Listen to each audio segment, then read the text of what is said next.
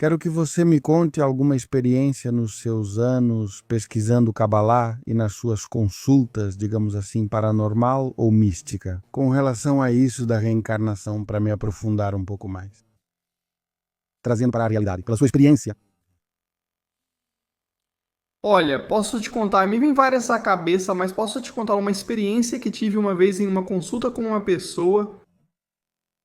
Na Espanha temos muita história de criptojudeus, ou seja, judeus que desde a época da Inquisição, em 1492, sabemos que houve uma expulsão de muitos judeus. Mas muitos outros se converteram, entre aspas. Digo entre aspas. Porque muitos continuaram praticando o judaísmo em segredo. Eles são chamados de criptojudeus, ou seja, em segredo.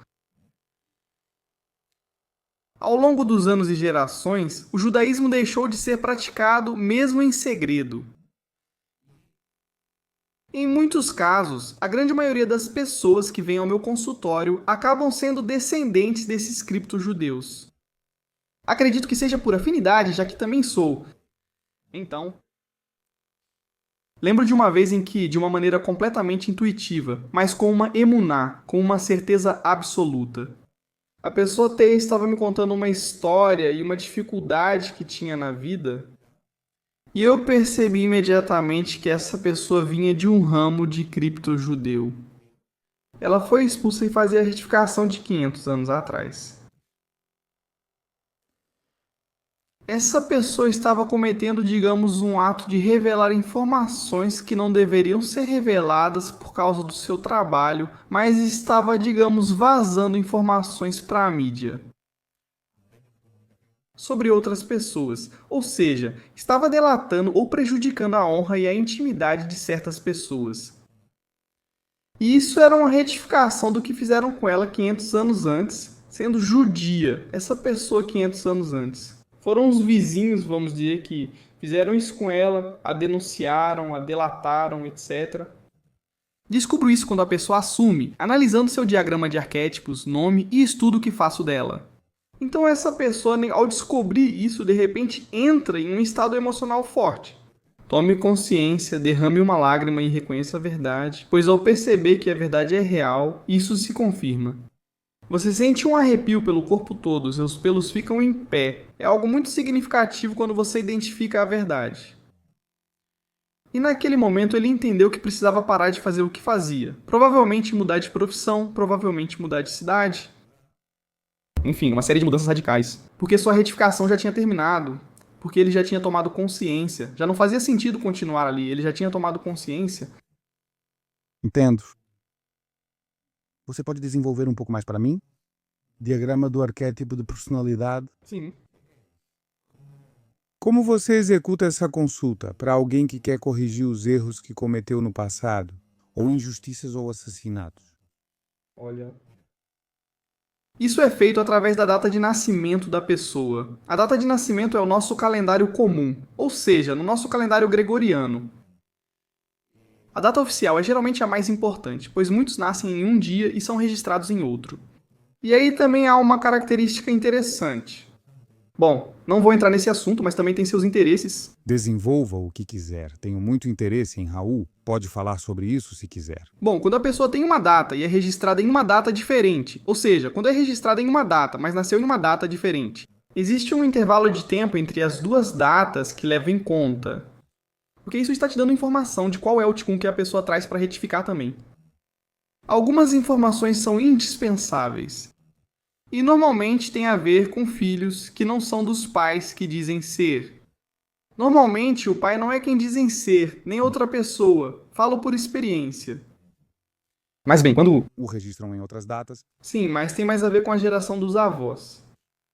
Na Torá está escrito que os filhos herdarão os pecados dos pais até a terceira e a quarta geração. Quer dizer que os curtos-circuitos ou os erros que os avós e bisavós cometeram vão estar encarnados nos netos? Os netos não vão ter nem ideia de onde vem a sua situação atual e por que acontece o que acontece com eles. Eles vão achar que é azar, mas na verdade estão programados para viver isso. Porque as reencarnações acontecem sempre dentro da mesma árvore familiar. Sempre. E isso também é interessante. Então, o que acontece é que se gera um resumo de informações dessa alma daqueles familiares que fornecem informações sobre o que essa alma assinou para retificar. Talvez você queira algumas informações do bisavô paterno, da bisavó materna e do avô, e você vai fazendo como uma mistura daquelas partes que você quer retificar neste mundo. E então, esse é o potencial que sua alma tem. Você encontra isso dentro da sua própria genealogia. O diagrama de arquétipos de personalidade é baseado na data de nascimento. Permite que você encontre qual é a informação que você veio retificar, quais são os fatos, os eventos, que seus ancestrais, digamos, fizeram de uma maneira errada, mas não porque fosse errada, e sim porque faltava informação, faltava conhecimento. E agora o neto ou a neta, que tem um conhecimento, tem uma inquietação, tem uma capacidade de se questionar, precisa viver melhor e precisa buscar respostas, e então sabe que há uma resposta dentro dela. E a data de nascimento é como um código, por quê? Lembra que os números podem ser traduzidos para letras hebraicas? Como dissemos no podcast anterior, as letras hebraicas são arquétipos e a linguagem computacional da criação. No DAP posso converter todos os números em letras hebraicas? Há um estudo aprofundado sobre as retificações que a pessoa precisa fazer. Uma pergunta. Uma geração numa civilização asiática, sim, zero contato com o mundo hebraico, nunca... Eles não têm esse tipo de coisa. Ou seja, a cultura da China antiga, não é uma cultura e civilização milenar dos países. Não é todo mundo, não tem nenhum tipo de contato com esse tipo de informação. Tem, porque também está escrito na Torá que existem 12 tribos de Israel e há tribos perdidas. E muitas foram muito longe. Então, se você parar para analisar, por exemplo, a medicina tradicional chinesa e os conceitos da medicina tradicional chinesa, com o que explica o Zohar. Na Kabbalah, por exemplo, diz que o sêmen do homem vem da cabeça. A medicina tradicional chinesa diz o mesmo. Conceitos tão radicais assim e que fazem muitos dos conceitos balançarem. A medicina ortodoxa, digamos. E também em relação aos traços do rosto, aos traços do cabelo, aos traços corporais. Existem muitas afinidades, há muita afinidade também entre o Yoga e a Kabbalah, muitas mesmo. Por quê? Porque o Yoga ele busca a circulação de energias e a cura das energias ao longo dos veículos corporais. Os veículos corporais são vários, não apenas o físico, mas há veículos que são etéricos, há veículos da alma, veículos emocionais.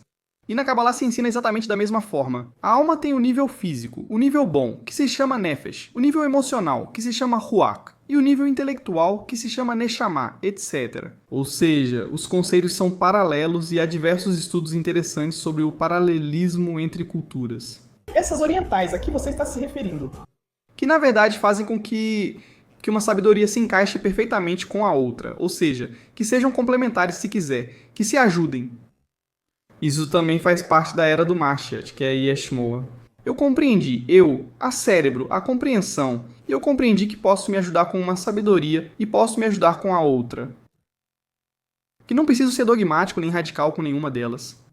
Mas na verdade, toda a sabedoria reside na minha própria alma, e tudo o que minha alma faz é reconhecê-la. Ao perceber a verdade diante de si, ela a reconhece, sente-se atraída e deseja estudá-la. E isso vale para a medicina chinesa, ou para o yoga, para o reiki, para qualquer outra sabedoria de cura ou de autoconhecimento pessoal. O Enneagrama de Gurdjieff e todos os seus ensinamentos.